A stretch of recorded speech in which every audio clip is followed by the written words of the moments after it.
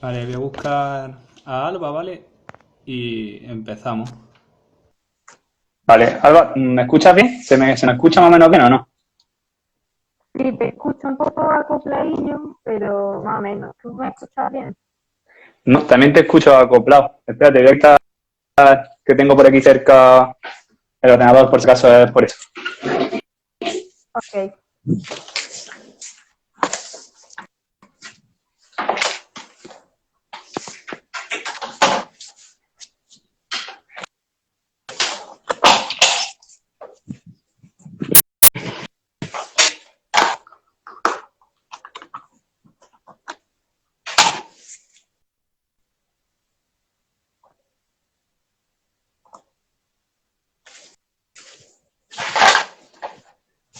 ¿Me escuchas bien ahora? ¿Me escuchas mejor?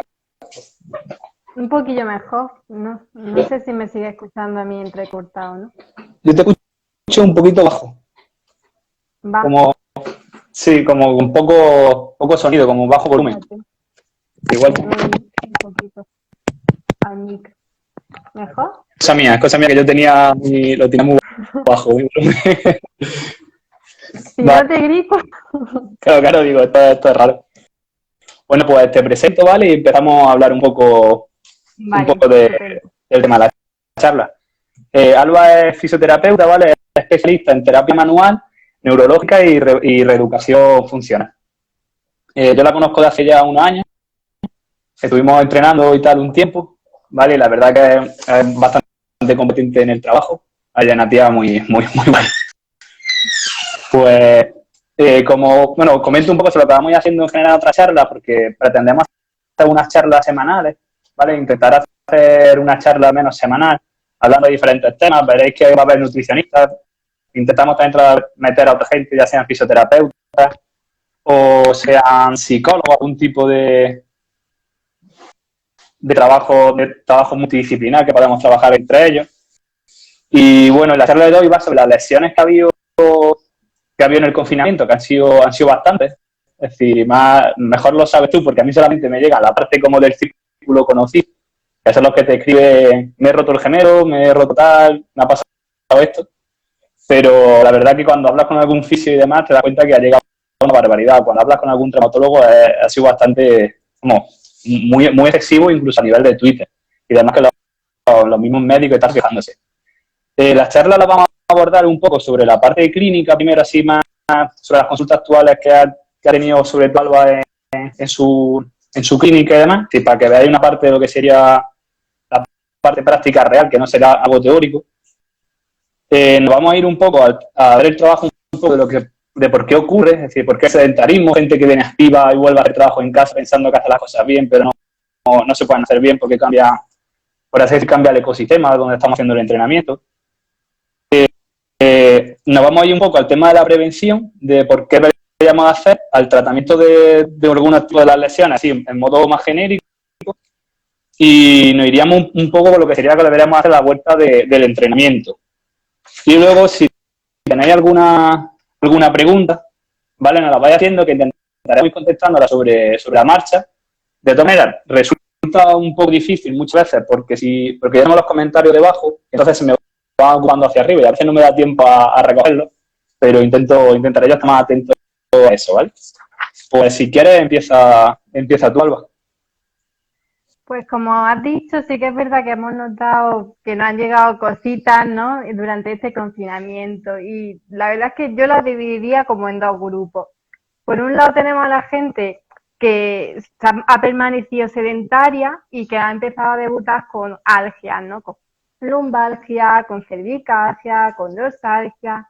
¿Y por qué pasa esto? Pues básicamente porque hemos pasado muchísimas horas sentados en el sofá, sentados en la silla, o gente que ha tenido que hacer teletrabajo, por ejemplo, ¿no? Que ha pasado muchas horas enfrente del ordenador, a lo mejor en una silla que no era la apropiada, o con los niños, el estrés y todo eso. Entonces, por ahí, esa parte por un lado, que así como prevención yo les diría que cambien de silla cada tanto, que no, que se sienten un rato en el sofá, que otra vez si tienen una pelota en un fútbol o lo que sea, que se vayan sentando diferente, que se vayan moviendo, que no pasen 1 hora, 2 horas, 3 horas seguidas en la misma posición, porque siempre me preguntan, y a lo mejor a ti te lo habrán preguntado también entrenando, que ¿cómo me tengo que sentar? ¿Cómo me tengo que poner para que no me duela? Y es que no hay postura perfecta. Todas las posturas mantenidas en el tiempo al final provocan dolor. Entonces lo suyo es moverse y cambiar mucho. Y ese es el problema que ha tenido sobre todo esta gente, que de 24 horas, pues 23 han estado en la misma posición. Y luego, por otra parte, tenemos la gente que ha decidido mantenerse activa durante la cuarentena y ha empezado a hacer deporte. Y aquí tenemos o gente que no había hecho deporte en la vida o la rutina que tenía de ejercicio no era muy de muchos días o muy constante y ha empezado a hacer ejercicio casi diariamente, o gente que ha empezado a probar otro tipo de disciplinas, ¿no? Yo sí que he visto, y no sé tú que te dedicas más a esto, me puedes confirmar o no, que la gente como que le ha dado mucho por hacer ejercicio pliométrico, ¿no? Y con muchos saltos y mucho cardio, y eso nosotros hemos visto rodillas así, Claro, es que desgraciadamente. eso al final viene por lo sí, por un tema que ha estado bastante candente estos días, que es el tema de los influencers. Y claro, el influencer te monta ahí algo que está chulo, que al final muchas veces te lo pasas bien, te lo genera guay, te anima, te vende las cosas. Generalmente, ese tipo, es decir, no digo que todo, pero mucha gente, tanto, así que va como más de influencer, cuando te pone la sesión no te pone para qué tipo de grupo de población, al menos va indicado. Y que al Exactamente. menos dé un aviso de que no toda la gente debería hacerlo. Sobre todo, nosotros, por ejemplo, estamos creando un canal de YouTube y ahora para cosas de este tipo, intentar generar un poco como algo mejor. Y hoy, por ejemplo, está subiendo algunos temas de entrenamiento. Pues yo pongo HIIT de baja intensidad, sin material, sin tal, y luego abajo especifico. Si es, por ejemplo, nivel medio, es decir, hemos puesto como un nivel medio bajo, un nivel intermedio, queremos crear como 6 niveles. Y sabes que aún así te faltan niveles. Pero claro, es que hay que Claro, orientarlo en algo, y como casi todo lo que puedes hacer en casa lo tienes que hacer, y si quieres generar como ese estrés fisiológico un poco, tienes que generar como mucho impacto, y como para la gente no se aburra, varían en exceso, y al final generan esa sobrecarga un poco a nivel de rodilla y demás, sí. Lo que has comentado antes de la postura, es verdad que yo creo que es algo que tanto desde el sector de la fisioterapia como del entrenamiento, y desde el sector médico en general, se aboga por, te tienes que sentar bien, en lugar de decir, no, es que lo que tienes que hacer es no mantener postura. eso es. Porque es como que se piensa que existe una postura correcta sentado, y de hecho incluso te la venden. Es decir, que vas por ahí y ves que incluso parte del gobierno, por así decir, parte del Ministerio de Sanidad, que como está en la postura. Y tú dices, bueno, ¿quién mantiene esa Sí, postura? la cosa ergonómica, ¿no? La higiene postural que nos enseñan, que luego es imposible de realizar, porque es imposible que tú estés 8 horas sentado perfecto, recto como un palo, es imposible. Y Y que eso no sería también ni, genera dolor. eso es, y que no sería ni bueno. Es decir, que esa postura mantenida en el tiempo acaba por no ser positiva. Es como hay ciertas posturas que son mejor o peores, mantenerlas, pero dentro de cabe lo ideal es, a mí me pasa lo mismo cuando me preguntan, pero entonces, ¿qué hago? Digo, mira, lo ideal es que hagas que te muevas un poco. Si no puedes mantener una postura quieta así, erguido, que no es lo positivo, no se que tenga un problemón, que tengan que poner un aparato en la espalda por algo, si algo ya bastante Sí, serio, pero sí. Y el tema, cogiendo un poco el tema del influencer, hoy visto Emilio Villa, es un doctorado que es de la Universidad de Granada, y está muy especializado en temas de entrenamiento de niños. Y hoy, por ejemplo, hablaba de cómo había visto reducir el tema de los influencers. Decía que hemos pasado de tener al vecino de arriba, al de abajo, al de al lado, a este, al otro, convirtiéndose en influencer y vendiendo entrenamientos de todo tipo. Y claro, ahora parece que la gente está volviendo a su trabajo y ya, pues bueno, ya hemos dejado de tener sí. esa gente. Sí que es verdad que yo, por ejemplo, lo vi mucho en las primeras semanas de confinamiento, era como 1000 gente, ¿no? Haciendo stories, haciendo directos, haciendo vídeos de YouTube con rutina y mucha gente ni siquiera tenía formación en entrenamiento, no había hecho INEF, ni había hecho nada relacionado. Y era como, ¿cómo vas a enseñar tú a una persona a hacer deporte cuando no sabe ni el nivel, ni sabe las capacidades, ni nada? Entonces yo creo que ahí viene también un poco el problema de las lesiones, que la gente hemos empezado a meternos, voy a hacer este vídeo, voy a hacer este directo, voy a hacer esto y al final nos hemos sobreesforzado y hemos hecho un ejercicio que no era el adecuado. Y ya te digo, nosotros hemos tenido muchas roturas fibrilares, sobre todo de trisexural, de gemelos, y meniscos rotos un montón. En mi equipo que trabajamos tenemos traumatólogo y él dice que se ha hinchado de operar muñecas, de operar rodillas, ligamentos cruzados y todo. Y es por eso, porque al final si no adaptas el ejercicio a tus capacidades o a tu preparación previa, pues te acabas lesionando, por muy bueno que sea moverse. Claro, es decir, luego decimos una de las cosas que ha pasado es que la gente se ha puesto a hacer entrenamiento en casa, a correr en casa, en espacios muy reducidos, con los giros constantes. Y claro, lo que la gente no sabe es como que que esos giros no son excesivamente buenos. Es decir, que pueden ocurrir en una carrera normal, pero bueno, hoy viendo otro en Twitter o en Instagram, veía como una compañera decía, Aida, decía ella, cómo ha pasado de hacer alta intensidad en su casa para mantenerse activa, no perder capacidad cardiovascular, pero al salir fuera a correr había bajado el ritmo de carrera. Claro, y tú dices, es que está bien que hay muchas veces que complementa con cosas, pero la especificidad es la especificidad. Entonces, por mucho que tú pretendas correr en tu casa generando ida y vuelta y que te parezca lo más parecido a lo que tú sueles hacer, tu rodilla no hace eso. Es decir, tu rodilla no va haciendo constantemente este giro. Y este giro pensando que eso sería un menisco y este el otro menisco, tú vas generando todo el rato esto. Y al final te vas cogiendo lo que te coge. Te vas cargando los meniscos. Que bastante... Y que luego no tenemos que olvidar que cuando hemos estado encerrados, al final aunque entrenemos 1 hora, 2 horas al día, el día tiene 24 horas. Y si el resto del día hemos estado sedentarios, aunque sí, voy a la cocina, voy al salón, pero hay muy poquita actividad, entonces eso conlleva pérdida de masa muscular y luego una inhibición de la musculatura, sobre todo a nivel profundo.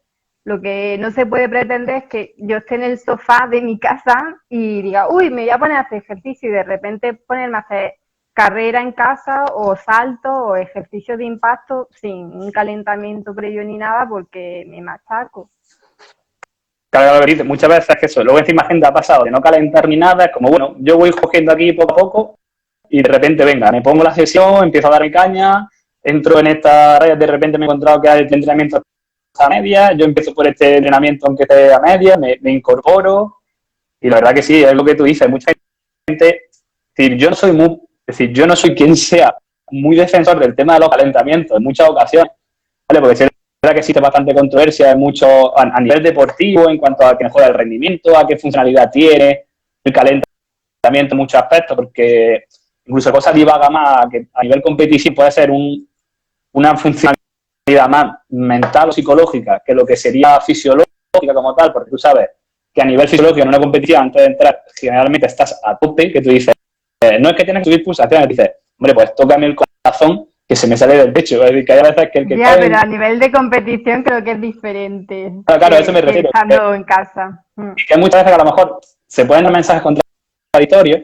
Y ya digo que yo a nivel de competición no es que sea muy defensor muchas veces del calentamiento o qué tipo de calentamiento deberíamos de hacer u otro, pero a nivel de casa y demás creo que es importante hacerlo. Es decir, no mejor tirarte 20 minutos de calentamiento, pero sí realizar una sesión más suave, si son 5 ejercicios, repítelo primero muy suave, con un movimiento lento, realiza algo previo de activación, movilidad, pero no meterte la caña como tú. Sí. Sería más un poco hablar de progresión, más que a lo mejor de calentamiento, sino como de ir progresando un poco en el tema de intensidad o de ejercicio, ¿no? Durante la sesión. Sí, que al final sería como la parte de calentamiento. Sí. En sí. Y bueno, ya no solo progresión a ese nivel, sino lo que tú has comentado de la gente que ha empezado a correr y quería correr lo que corría antes y no haber perdido nada ni de resistencia, ni de fuerza, ni nada, y se olvida eso, que hemos estado 50 días sin movernos casi, sin poder salir de casa. Sí, yo por ejemplo, es decir, yo estaba corriendo más o menos unos 10 kilómetros así cuando estaba saliendo y lo que he hecho al volver, y yo estaba entrenando casi 7 días semanales, es decir, si en los primeros 40 días había entrenado 37, quizás, es decir, a lo mejor un día que me había saltado, y cuando hemos salido a correr, no se me ha ocurrido meterme 10 kilómetros. Y de hecho he metido 5, he metido 4 y pico, 5, y me voy a tirar un par de semanas sobre ese margen, porque sé que a nivel, por ejemplo, de tendones y músculos que te tienen que adaptar todavía a ese impacto es continuo, que yo aquí he hecho un trabajo de fuera de intensidad, pero no a ese nivel de impacto, sobre todo de tiempo prolongado, que es importante. Sí, y de hecho algunos casos de gente que ha tenido que ser ingresada por radiomiolisis también se ha visto aquí en Granada, ¿eh?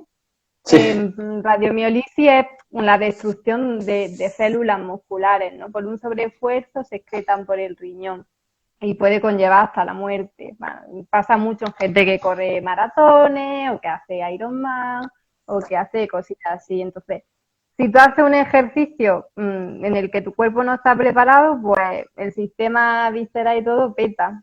Y hemos tenido algún casillo así, caso en Granada, y en las noticias también lo he escuchado que había algunos, y que los médicos estaban un poco llamando a la calma, de decir poquito a poco, y progresando y despacio. sí, sí. Es que, luego, por ejemplo, claro, es que lo que la gente no entiende es que el sedentarismo que a lo mejor hemos tenido durante todo este tiempo, que está hablando de 40 días casi sentados, y lo que estamos hablando antes, que es como que pasamos 23 horas sentados, hacemos una hora de ejercicio y pensamos que con eso se compensa. Y luego realmente lo que queremos hacer es como cambiar un poco más, generar tareas diferentes, es decir, no mantener a lo mejor todas las tareas al mismo tiempo. Si tú vas a hacer una tarea doméstica que te va a llevar una hora, casi mejor que dividas la tarea doméstica en dos. Y dices, hoy voy a regar por la mañana baño y cocina, pero por la tarde voy a dedicar a salón y cuarto, por ejemplo. De tal manera que te dividas y que la actividad vaya como ondulante, que genera mejores beneficios en ese caso, a nivel de la musculatura que no se atrofie tanto.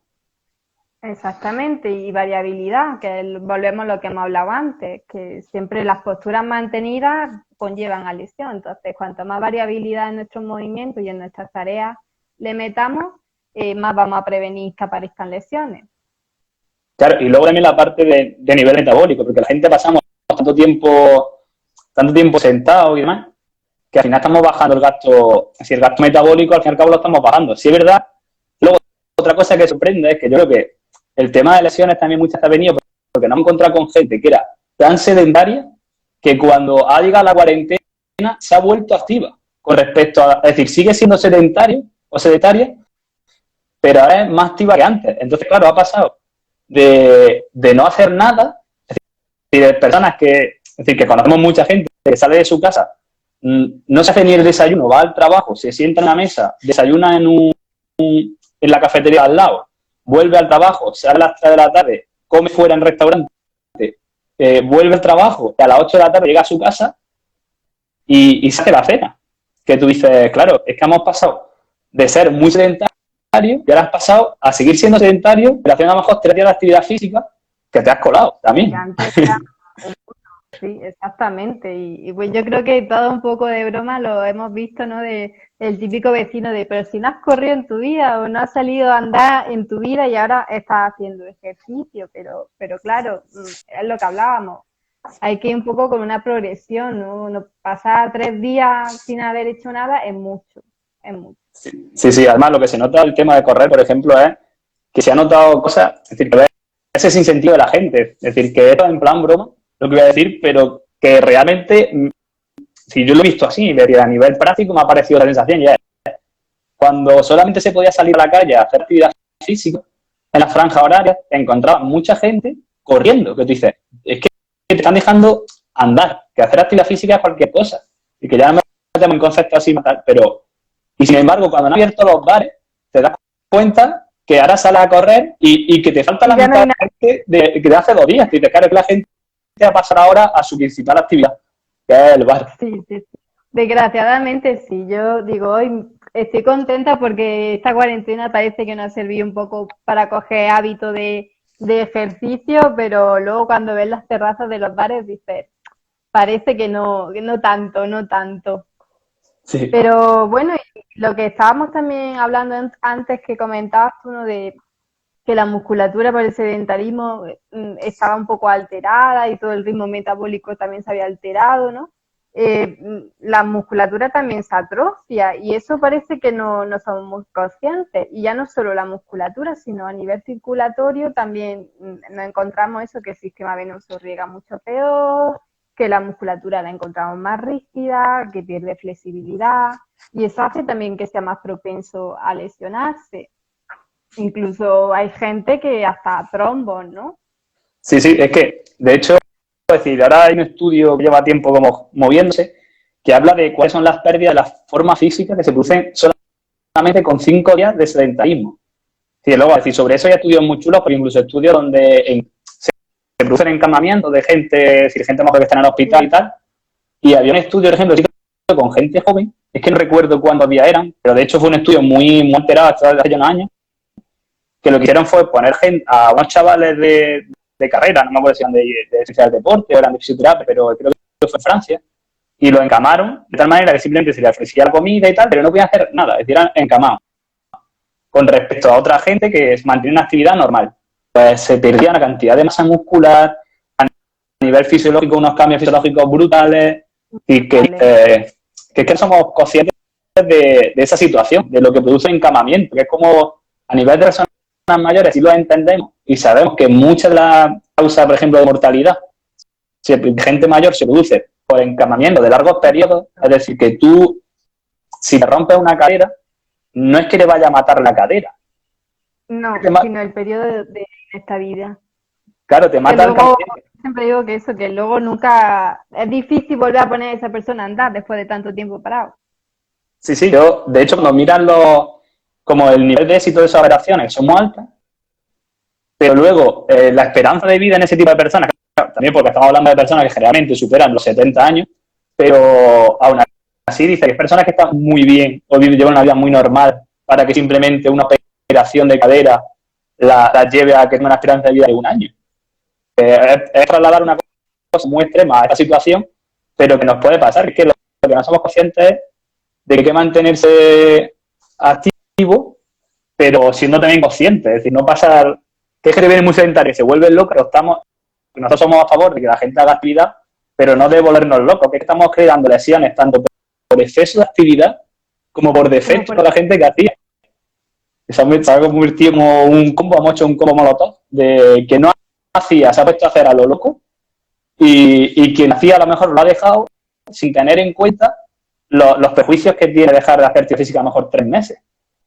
Porque ya te digo, 5 días ya van para perder. Sí, ya se nota muchísimo. Y bueno, eso nada más hay que ver, ¿no? Cuando te ponen una escayola y te retiran la escayola a las 2-3 semanas, la pérdida de masa muscular es gigante. Incluso normalmente se utiliza heparina por el tema circulatorio. Por eso lo que yo decía antes, que también aparecen muchos problemas venosos y de trombosis por el sedentarismo, que normalmente no se asocian, pero que aparecen mucho. Y personas que estamos sentadas muchas horas o en el sofá o teletrabajando o tal, al final ahí hay un problema de riego importante y que nos puede llevar a una UCI.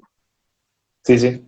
Y, por ejemplo, ¿qué harías tú, por ejemplo, al tema de prevención? ¿Por dónde irías? Es decir, ¿qué...? Pues sobre todo lo que hemos estado comentando, mucha progresión a la hora de hacer cualquier tipo de actividad, siempre si puedes contar con un asesoramiento de calidad ya sería estupendo y mucha variabilidad en el movimiento. No estar estancado muchas horas en una misma posición, ya ni trabajando, ni cocinando, ni haciendo ninguna tarea de la casa, meter muchos cambios de intensidad también, tareas que son un poco más intensas con tareas que son un poquito más ligeras y luego pues no ir un poco a lo loco, ¿no? Lo que hablábamos del calentamiento, Sí, entre sí. comillas, ¿no? De la progresión a la hora del ejercicio, de si no he hecho ejercicio nunca, voy a empezar a lo mejor con 1 día, 2 días a la semana, veo también sensaciones, veo molestias que me van generando, ¿no? El cuerpo también es sabio y uno si lo escuchamos podemos saber un poquito si nos estamos colando o no. Sí, yo, por ejemplo, a nivel de eso, no lo había puesto como lo que ahora mismo recomendaría, ¿no? Para mucha gente a lo mejor que va a volver es... Yo soy los que piensan que es mejor quedarse corto siempre que quedarse largo. Sí, porque es como siempre sabes es como cuando echas sal a la comida. Es decir, si tú le echas sal a la comida y te cuelas, eso ya está salado. Ahora, si le echas poco, igual se te queda un pollo soso, pero siempre tiene... Ahí está. Entonces siempre digo, si tú antes hacías, lo que en mi casa, yo hacía 10 kilómetros alrededor, pues he pasado a hacer un 50% de lo que hacía. ¿Qué pasa? Llego a mi casa, no siento sensación de agujetas, quiere decir que no he llegado, que estoy dentro de lo que puedo soportar fácilmente. Entonces, claro, ya sé que estoy por ahí bien. Y ir cogiendo un poco ese ritmo a nivel, por ejemplo, de aeróbico. Incluso trabajar a nivel de frecuencia cardíaca. Es decir, no es una fórmula que... Bueno, hay una fórmula así más, mejor, es decir, más correcta, será la de Tanaka, pero la más fácil es que la gente comprende, la de 220 menos la edad. Ahí consigue generar algo y sobre eso, si yo tengo 20 años, son 220 menos la edad, me voy a 200, sobre esto ir en torno a un 50-60% de la frecuencia cardíaca. Y sí, sé que esto, por ejemplo, a nivel de la gente más técnica va a decir, bueno, ¿cómo da esa pauta? Porque deberíamos enfocarnos a la frecuencia cardíaca reserva. Pero bueno, esto es que sería más complicado de explicarlo y creo que con la otra más o menos a nivel usuario básico podría ir bien. También te quería matizar un poquito el tema de la agujeta, ahora que lo dices, y es que la gente muchas veces tenemos la falsa idea de que si no me salen agujetas no estamos haciendo nada. Y para nada es así. De hecho, la agujeta hay mucha controversia porque algunos estudios dicen que es por el ácido láctico, otros dicen que no, que son pequeñas microroturas musculares. Entonces, si tenemos muchas agujetas, es que no hemos pasado. Entonces, no tenemos que ir haciendo el ejercicio buscando esa sensación, ni que esta sea nuestra regulación. Sí, claro. Es decir, yo, de hecho, la semana pasada que hicimos la charla sobre el tema de agujetas, y fue eso, lo que hablamos era que antes se pensaba que era como los cristales de ácido láctico y tal, que se convertía ahí. Incluso que se pensaba que el lactato y muchas cosas estarán como todo en general producto de desecho, cuando ahora se ha visto que incluso entra en un metabolismo y demás para que podamos mantener esa actividad que estamos haciendo. Y se hablaba sobre todo también, una de las cosas que hicimos fue que también puede ser por un problema, bueno, por una comunicación del sistema nervioso. Como que el sistema nervioso te está avisando de que algo empieza a ir mal y que te puede generar eso, porque como no se sabe 100% todavía a qué se debe, pero saben que no tiene por qué ser positiva ni lo tenemos que buscar.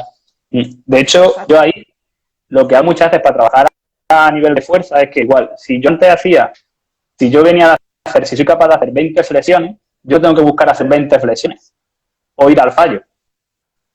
Tengo que intentar, si por ejemplo voy a empezar y soy capaz de hacer, bueno, sería más hacer 20 flexiones para empezar, pero sería más gente, yo soy capaz de hacer 8. Pues lo que tengo que hacer es quizás hacerlas con las rodillas para facilitarlas y quedarme en el 50% de lo que soy capaz de hacer. De tal manera que aunque en una vez pueda hacer 8, si hago 3 series de 4, aún así estoy generando seguramente un daño muscular que me genere esa agujeta. Acabo de ver en los comentarios que preguntan que si lo de no pain, no gain es un mito. Y bueno, yo lo voy a explicar desde la fisioterapia, y luego ya si quieres lo puedes explicar tú también, Juan, de más en el tema deportivo. Pero lo de que sin dolor no hay éxito es mentira. De hecho, por ejemplo, los tratamientos de fisioterapia, ya la idea esta de es que te tiene que doler y cuanto más te duela, más te vas a curar y más rápido, eso ya está desfasado, no, lo siguiente. De hecho, se ha visto y se ha comprobado que superar los umbrales de dolor de los pacientes genera un proceso inflamatorio, una reagudización de la sintomatología y muchas veces volver hacia atrás. Y que la sensación que tienen de mejora, no decir, uy, es que yo he estado 2 días malísimo porque me han dado una paliza y luego estoy mejor. Y es porque estás mejor porque no tienes otra opción que estar mejor, porque si están dando una paliza, ¿sabes? La evolución natural es que mejore y que te alivie el dolor. Entonces, ahí sí que en el tema sanitario, descartadísimo.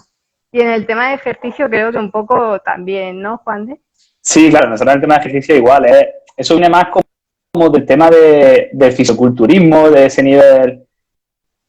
Yo lo comparo con muchas veces que es como algo también mental, es decir, algo que a ti te han generado en la cabeza cuando ha sido...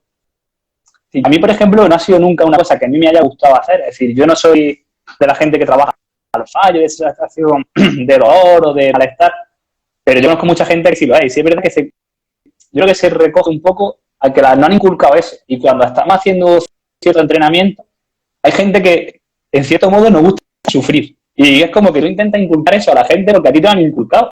Y dices, bueno, pero es que no es necesario. Es decir, ya como tú dices, no es, incluso como dices, a nivel a lo mejor más terapéutico, a nivel de trabajo más de prevención de lesiones o cosas de medicamentos y tal, tú sabes que esa persona tiene un dolor previo. Entonces tú sabes que no puedes trabajar con un dolor cero, porque viene un dolor. Entonces, pero sabes que tienes que barajar dentro de un dolor, a lo mejor de 0 a 10, tú dices, si esa persona le está viendo con un dolor 7 hoy, es que no puedes hacerle la adaptación ahora mismo, porque está en un umbral bastante alto. Es que lo que le va a hacer igual no es positivo.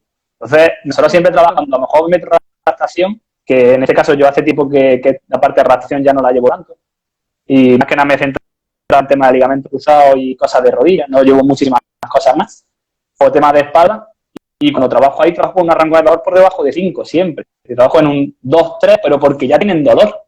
Claro que dice, y en el momento que sé que me voy a un 4 o 5, digo, ojo, que es que igual ya lo estamos haciendo mal, porque no deberíamos estar subiendo el dolor a esa manera. Eso es, y que muchas veces las consecuencias de aumentar ese umbral de dolor son un poco peligrosas. Digo que agudizamos muchas veces lesiones y vamos para atrás. Y luego crean también un poco de fobias, ¿no? Porque yo me encuentro muchas veces en consulta a pacientes que les tienen un poco de miedo al deporte o miedo a la fisioterapia porque han tenido antecedentes previos de mucho dolor, de muchos problemas, ¿no? De gente que hay, es que he hecho pilates y me ha dolido muchísimo las cervicales, ¿no? O he hecho tal ejercicio y me dolían muchísimo las rodillas. Y al final es porque no se ha ejecutado bien y no se ha hecho en un umbral adecuado. Sí, o porque se esfuerza a veces, porque hay gente que hace un pilar o hace cierto ejercicio porque es un método que aprendió. Entonces realmente, como no tiene el conocimiento anatómico o el por qué se tiene que hacer las cosas, te genera ese problema. Y esto le pasa a muchas personas. Es decir, que tú dices, he aprendido esto y es que esto es así. Llega un momento en el que tú dices, ¿cómo puede ser que estés haciendo un saludo al sol con esa persona que no es capaz ni de sacar culo hacia atrás? Es decir, es que si no tiene, que generamos muchas veces como ciertos movimientos que pensamos que son buenos, pero claro, si no lo estás generando, es decir, si tú no tienes la movilidad correcta, no puedes generarlo. Es decir, el otro día, por ejemplo, hablaba con un amigo que me preguntaba, si me cargan los gemelos, siento que me revientan los gemelos. Y esta es una persona que ha tenido muchísimas lesiones de tobillo, que ha tenido muchísimos 15. Y claro, yo le comenté, primero yo iría al fisio a una descarga, a tema de descarga tal, digo, luego tendría un rulo en casa, un foam, para pasármelo diariamente. Claro, ella me dice, es que no te puedo imaginar el dolor que siento cada vez que me paso el rulo o voy al fisio. Y ya le comenté, claro, es que igual tu problema está en un problema de pie, digo que ya debería ir al podólogo. Claro, yo empecé a derivarlo y de repente le creo una consulta de derivaciones. Sí, a ver, es que al final un dolor localizado en esa zona puede venir por muchas historias, pero así según me cuentas, si dices que has tenido bastante guince de tobillo, a lo mejor el problema está en la propiocepción del tobillo. Y cuando tú tienes una inestabilidad del tobillo, toda la musculatura del miembro inferior va a intentar estabilizar ese tobillo para que no se vuelva a torcer. Entonces ya va a crear una hipertonía, un espasmo local ya casi constante. Entonces, yo, por ejemplo, si fuese así, empezaría un poco trabajando en la estabilización de ese tobillo y luego ya quito la hipertonía del gemelo, porque muchas veces pensamos, ¿no?, que las contracturas o los aumentos de tono son la lesión, pero normalmente suelen ser secundarias a otra cosa, porque los aumentos de tono suelen ser para proteger. Pasa mucho también en la típica, ¿no?, lumbalgia de, ay, me he quedado pillado, tengo la espalda hecha un bloque. El problema no está en la musculatura que se ha hecho un bloque, el problema está que a lo mejor ese disco está a punto de herniarse y tu musculatura, para que no se hernie, se ha contracturado. Entonces, vamos a trabajar zona lumbar, vamos a estabilizar, vamos a crear un poco de propiocepción y cuando tengo el control motor en esa zona, ya relajo musculatura, pero no voy a quitar el cinturón de seguridad si la lesión está estable. Claro, o sea, yo, por ejemplo, le comenté más, vamos, sobre el tiro igual, le dije, es que igual lo que estás perdiendo es la movilidad del tobillo, porque tú dices, porque lo que hace el resto de los músculos es intentar que para que eso no esté inestable, es como que todo se junta fuerte y genera una pérdida de movilidad. Y claro, muchas veces eso hace como que tu tobillo se sienta más seguro, pero estás perdiendo movilidad cada vez que se está cargando sobre otra zona. Es como cuando ocurre muchas veces eso, es cuando se descompensan ciertas cosas. Como lo típico de decir, me he hecho daño en el tobillo y me duele el hombro. Y tú dices, espérate, que es que igual para que llegue al hombro tiene que haberse jodido muchas cosas previas. Que sí es verdad que existe controversia y tal, pero yo soy de pensamiento que dice, si te ha dolido el tobillo, si tú te has hecho daño en el tobillo, lo siguiente que te vas a doler va a ser la rodilla. Y de ahí vamos a pasar a la cadera porque es hacia arriba, que es como una cadena ascendente. Y le comenté el tema de generar más movilidad, intenté evaluar esa parte. Y luego me preguntó un compañero también, que es un tema como que bastante controvertido, que es cuánto tiempo de ejercicio revertiría el tiempo que pasamos sentados. Uf, pues sí que te digo que pensamos que la proporción es como un poco igual, pero no. Piensa que lo que hemos hablado antes del tema de la masa muscular, ¿cuánto tarda en ganar masa muscular y cuánto tarda en perderla? Entonces, pasa lo mismo con el revertir sedentarismo con el tema de ejercicio. No sé si me entiendes. Sí, Me he sí, explicado bien. Quiero sí. decir que la velocidad con la que se deterioran las estructuras es mucho más rápida que lo que en ganancia muscular a la hora de ejercitar podemos ganar. Entonces, sí que es verdad que normalmente un cuerpo sano, que activo dentro, ¿no?, de que sale a trabajar, que se mueve, que va para un sitio a otro, no va a tener esa pérdida tan acentuada, pero que no podemos ir mirándolo como, uy, he estado 3 horas sentado, ahora voy a hacer 3 horas de ejercicio. No, porque no va por ahí en absoluto. Claro, yo creo que va, es decir, su pregunta va un poco por ahí porque es como muy controvertida, porque sí es verdad que tú te encuentras estudios, por ejemplo, a nivel de dolor de espalda y cosas de estas que dices 2 veces por semana y te está garantizando con un tipo de ejercicio óptimo 2 días en semana, es decir, 2 días en semana, 2 horas semanales, sabes que en torno a los 2 meses revierte la mayoría de los dolores de espalda, en torno a 2 o 3 meses se revierte.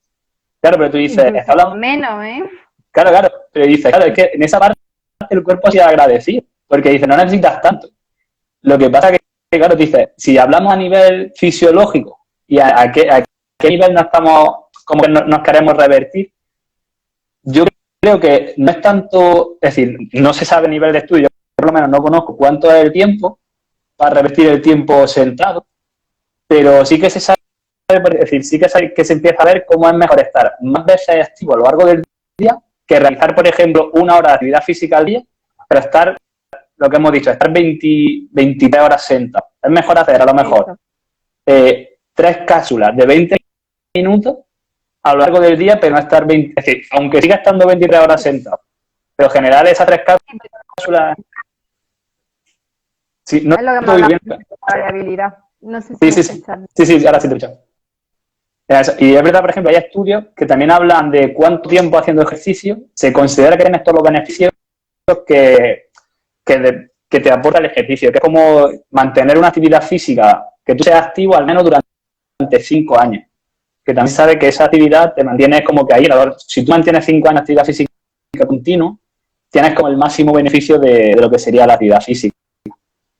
Y por mi parte yo no tengo ninguna preguntilla más. No sé si tú tenías alguna por parte tuya. Pues que han preguntado, aunque yo de este tema no sé mucho, ¿no? ¿Sirve de algo la suplementación con proteína ahora en el tema del confinamiento? Te voy a dejar yo ahí, porque tú en eso sabes más, pero yo mi respuesta ante la suplementación siempre es no. Siempre es dieta, mejor que suplementación. Y en caso de suplementar algo, ahora no porque se pueden hacer paseos, pero la vitamina D, cuando no pudimos salir de casa, pues tomar suplementos sería un poco el tema de la vitamina D por el sol.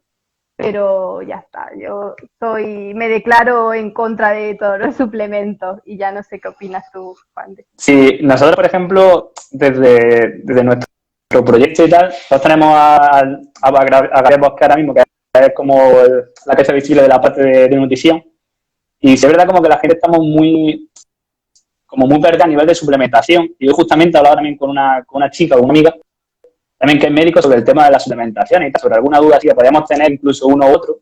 Y yo creo que a nivel de suplemento de lo que es proteína, si tú estás sin hacer nada, la toma de proteína sirve si tú realizas ejercicio porque necesitas un aporte extra de esa proteína, por así decir, porque no lo estás consiguiendo a nivel de dieta por algún problema de que no estás generando una dieta óptima a nivel de conseguir tu objetivo, ¿vale? Yo hablo desde lo que yo hablo, si no hablo como nutricionista, sino lo que yo he hablado con el nutricionista. Y claro, al final es verdad que hay veces que la tienes que suplementar, pero cuando haces una actividad física bastante intensa o porque no la necesitas, porque te encaja bien, es decir, muchas veces por facilidad de tu vida, pero no porque sea necesario, ¿ves? Porque, claro, vivimos en la época que vivimos y vivimos al ritmo que vivimos. Tenemos una cantidad de tiempo de que muchas no te da tiempo a hacer suficientemente cosas y si tú estás fuera de tu trabajo, parece mucho más normal llevarte un batido, lo haces, le metes 4 meneos y te lo tomas mientras estás trabajando y te estás aportando tus 3 gramos de proteínas que generalmente se consideran óptimos para cada ración de proteínas que tomes, que llevarte un filete o llevarte algo similar a tener que tomarte, llevarte un bocadillo a lo mejor de atún que no te da tiempo a comértelo entre un huequecito que te ha dejado a la tarde del trabajo, que ahí es cuando se suplementa, pero igual en esta época yo creo que la única opción por la que se podría suplementar o algo, y te lo digo desde parte de conocimiento, simplemente sobre la lógica un poco, que sería más la parte, esto lo debería hablar más Gabri, sería con gente que hace nada de ejercicio, nada también, por el tema como cuando pasa con la gente que pasa un proceso canceroso, es decir, que está encamado y demás, y que se le dan unos suplementos que son altamente proteicos para que no se produzca una araquesia que sería como la falta de la pérdida de masa muscular, pero porque se está haciendo una disrupción por otro lado. Sí, es decir, no es porque se está haciendo ejercicio, sino porque hay otro tipo de mecanismos que están dañando eso. Entonces hay que reconstruir esa parte, pero si no, no lo entendería tampoco, la verdad. Y luego también que la capacidad de asimilar esas proteínas de un batido, pues no va a ser nunca igual que la que puedas tomar de la dieta. Eso también hay que tenerlo en cuenta. Digo batido como digo vitaminas, digo otros suplementos que la claro, ahí sí es verdad que ya tienes que saber cómo combinarlos, de qué manera generar esa absorción que sea óptima, porque sí es verdad que se puede como crear una absorción potente y tal, pero hay que como que tienes que saber cómo tomarlos, con qué forma tomarlos, cómo los generan, que igual no cualquier marca tampoco es la que se anda buscando muchas veces. Pues creo que no hemos dejado nada, ¿no? Por hablar, más o menos lo que teníamos pensado. Sí, más o menos. Creo que todo lo hemos comentado un poquito. No sé si la gente que nos está viendo tiene alguna preguntilla más o algún comentario. Pues si no hay nada más, cerramos en 30 segundillos.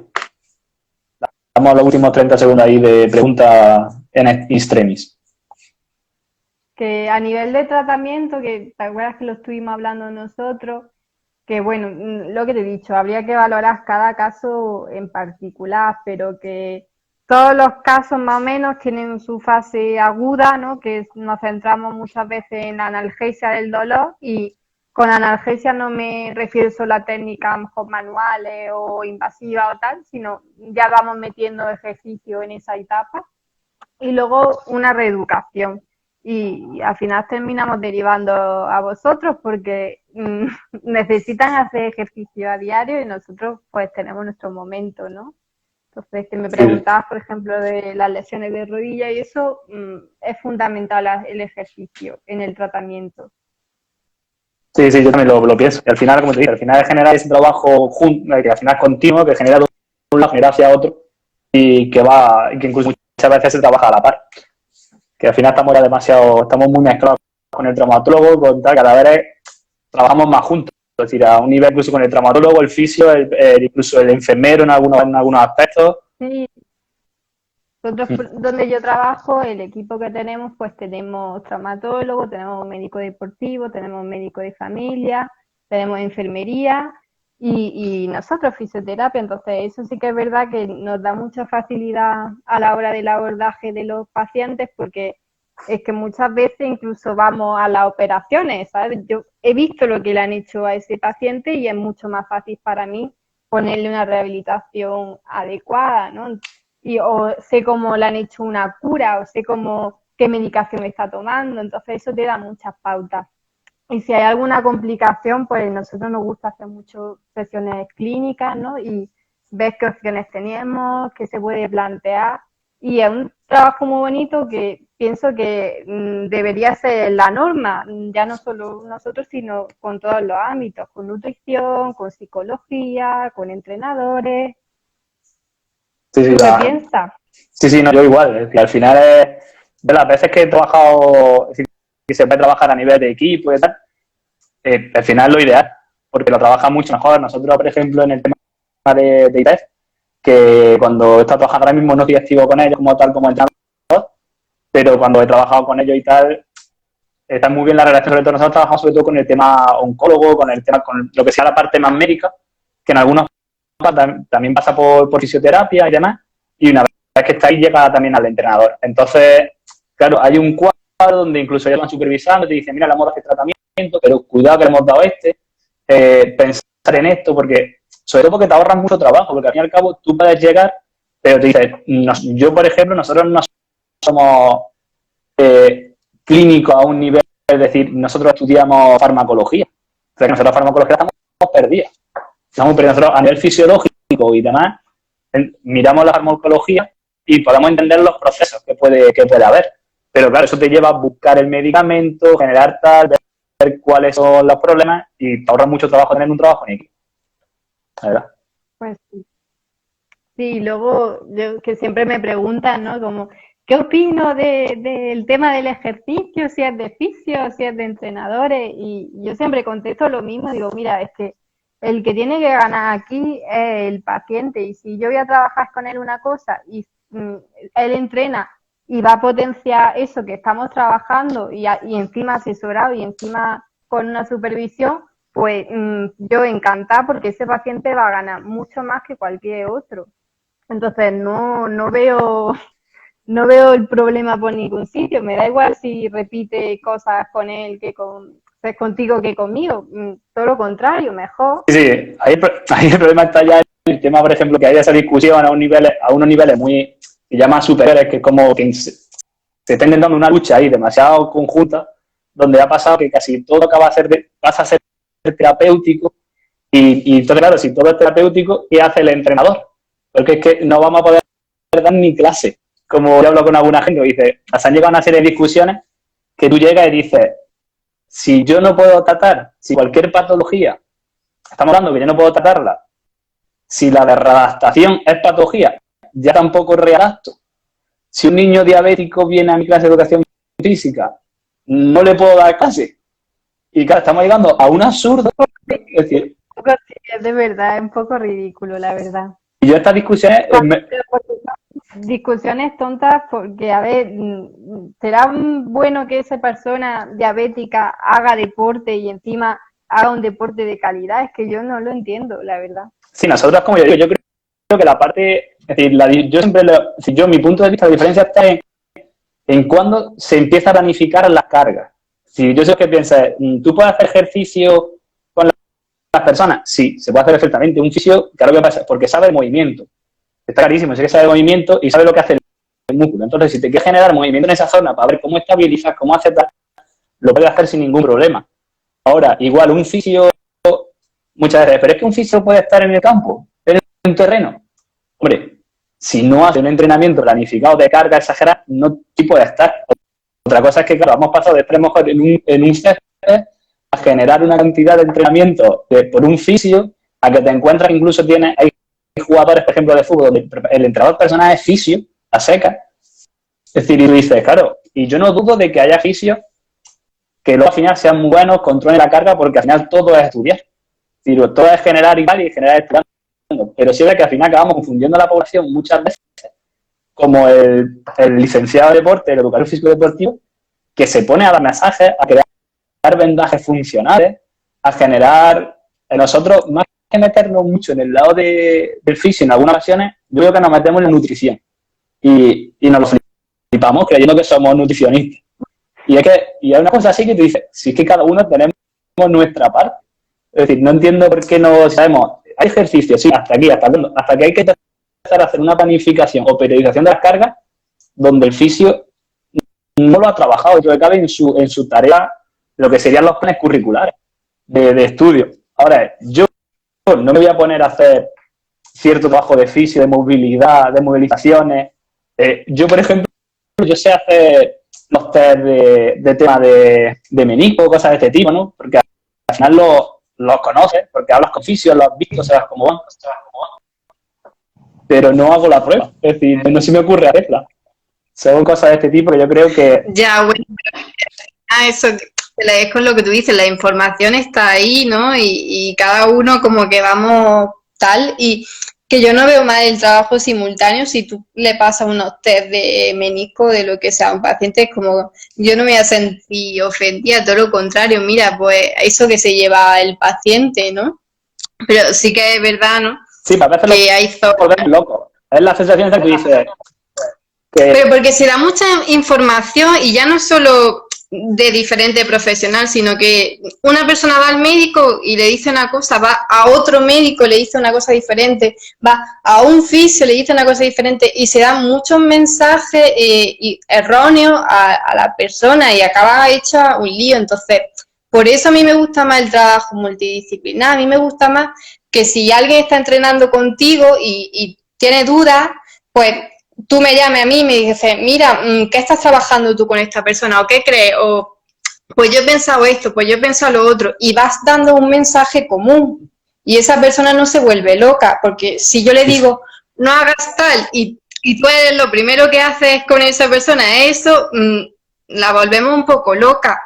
Y yo creo que el tema del trabajo multidisciplinar va por ahí, de hablar entre profesionales y tener un objetivo común entre todos. Sí, eso es que así, yo también lo pienso. Es decir, es generar ese trabajo común, y que muchas veces, una vez que trabajas en equipo, pues muchas veces incluso cosas de tu parcela, sabes que la otra persona también lo puede hacer.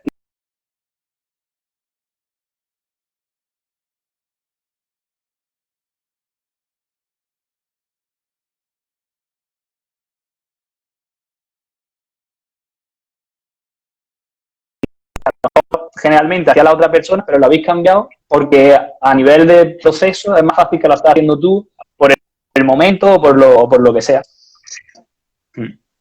Pues sí, y luego eso, sobre todo yo lo que veo que falta mucho todavía por trabajar el tema de comunicación entre profesionales. Sí, nos cuesta, y al final, que a nivel médico todavía falta para meternos a nivel como médico, tanto una profesión como otra, y que se pueda trabajar más unido, todavía queda por todos lados. Pues bueno, pues ya hemos hablado incluso un poco de trabajo multidisciplinar. Multidisciplinar. Y eso que no queríamos meternos en ese fregado, ¿eh? No. Pues listo por mi parte. Muchas gracias.